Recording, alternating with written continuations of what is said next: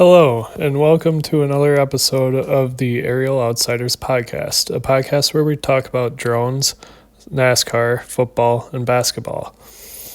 This episode is brought to you by Netzel Air Drone Services LLC, a Omaha area drone service company that focuses on real estate, construction monitoring, small events, and thermal imaging. So, I wanted to try and get some NFL content in here, and I've always been interested in history, especially World War II history, and I know the NFL was around back then, so I kind of looked up some of the history of the NFL, and I kind of decided this is pretty interesting.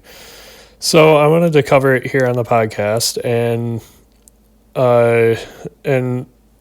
talk about some of the facts and, at least some of us, whether you're in America or probably over in Europe listening, I'm sure some of us either know or have had family members in World War II.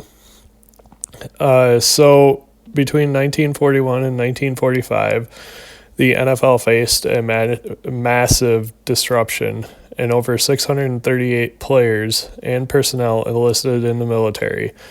That's not just a few stars, but it was entire rosters in some cases. And sadly, 21 of those players and personnel were killed in action.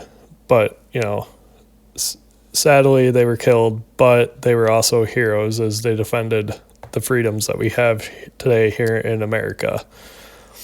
And two players, Jack Loomis and Maurice Britt, earned the Medal of Honor for their heroism during the war. They're not just athletes, but they're warriors. So with some of the players going over to fight in World War II, in some cases, rosters were in ruins. During the 1943 season, the Cleveland Browns could not field a team, so they suspended operations. I feel so bad for you guys in Cleveland. The Cleveland Browns franchise never been to a Super Bowl.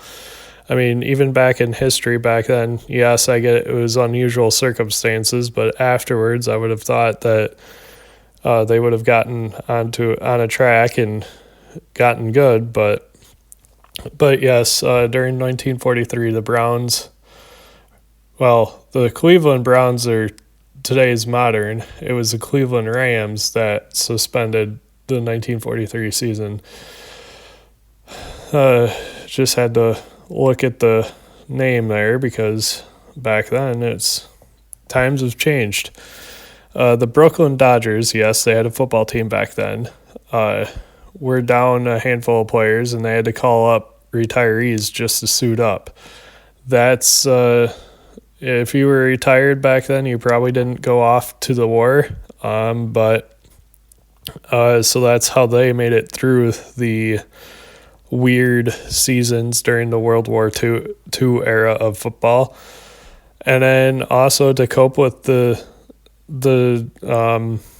absence of most of its stars, the league introduced a free substitution rule in 1943, where players could enter and exit the game freely. It was a survival move, but it also ended up shaping the modern NFL. If you watch NFL games today, the teams sub constantly. So I can see where this rule stuck around after the war, because then you could sub in players that maybe didn't fit what was being called at the time. And that's where the different specialists have come in, and that's why in today's game you have running backs that are a quote-unquote third down back, and you have maybe a QB that you want to sub in on second down and then to disrupt the opposing team. So team mergers, in Pennsylvania, the Eagles and the Steelers combined to create the Steagles in the Phil Pitt Combine, and then they also combined with the Chicago Cardinals later on the next year. So it's interesting. They become the Steagles in 1943, and they go 5-4-1, which is impressive by today's standards, especially if you're combining with a team. But the next year in 1944, they combined with the Chicago Cardinals, and then they go brutally 0-10. So they had a goose egg in the win column. I would think with the 5-4-1 record, you would stay together at least. I would think that would come to mind, but I guess not. Like I said, I was not around back then, but I'm sure there were other circumstances keeping the Steagles from not staying, and the Steelers going to combine with the Chicago Cardinals. We don't know what the situation was, I guess, that caused that. I'm assuming that maybe it was because more players went off to join the military, because it was for sure back then the war was full-blown in Europe and the Pacific Theater as well. So stars who served, even legends, weren't spared. Sammy Baugh, after coming back, Sammy Baugh, the quarterback for Washington, had a monster year in 1943, leading the league in passing, punting, and interceptions. So back then, during the war, since so many players were missing, you didn't have the specialized players that you have today. So players played multiple positions in order to, help the team out and everything. Future Hall of Famers like Cliff Battles, Chuck Bednarik, Sid Luckman, and Gino Marchetti all served during the war. These guys were the backbone of the football's golden age. Draft deferments while eligible. Some players stayed on the field thanks to draft deferments. So back then, if they got drafted, the NFL only had a couple, like 3 options basically to stay and play football instead of going off to war. Men with dependents, initially broad, later narrowed to married fathers and kids conceived before Pearl Harbor, were allowed to stay. Workers in critical civilian jobs or war industries were allowed to stay. And medically unfit for service, many players kept playing despite the injuries or conditions that kept them out of combat. It was a struggle to dictate the balance between duty and entertainment. So I kind of find it fascinating how there were 3 options when I think back then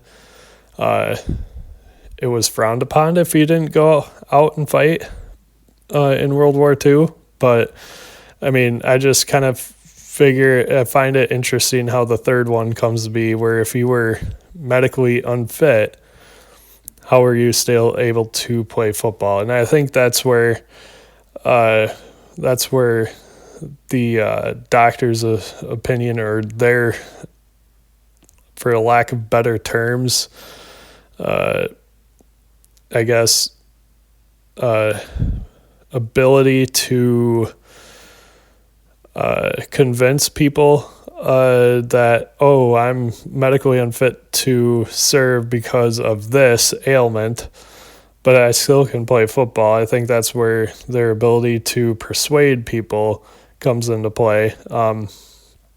I think I'd be one of those people like, okay, if you're not that medically injured or ill, like, you should definitely, get drafted if you are and go off. But like I said, I just kind of find it fascinating how they had that rule back then. And just, I've always been interested in history, and I just kind of find World War II history interesting, especially when it comes to these sports leagues and just looking up the history of them. So the NFL didn't just survive World War II, it adapted, it merged teams, and it rewrote some rules and leaned on the resilience of its players. It wasn't pretty, but it was gritty, and it laid the foundation for the league as we know it today. So the next time you see a packed stadium or a polished broadcast, remember there was a time in football that it was held together by duct tape and draft boards and a whole lot of heart. Yes, that is true, because without those guys holding it together while we were involved in the Second World War, I think we wouldn't have the league we do today. The league we have today has grown from that time period, and we have some rules that came about, like for instance the substitution rule. We have that rule that came about in that time period that allows teams to substitute pretty much anytime they want during the game, freely basically, and that's how these NFL games in the modern day have the strategy they do. Because of the free substitution, you can freely substitute 5 or 6 guys at a time and be able to shift the strategy potentially in your favor. So I just wanted to cover that. I've been kind of looking it up, and I was like, okay, let's cover this. So thank you for listening. I know it's early on in the podcast for shows and everything, but I wanted just to kind of cover that, explain a brief history and my thoughts on it. And thank you again for listening. And I'll make sure I'll post the link here on some stories, especially on the Facebook page, Aerial Outsiders Podcast on Facebook. And then it'll go live here sometime this upcoming week.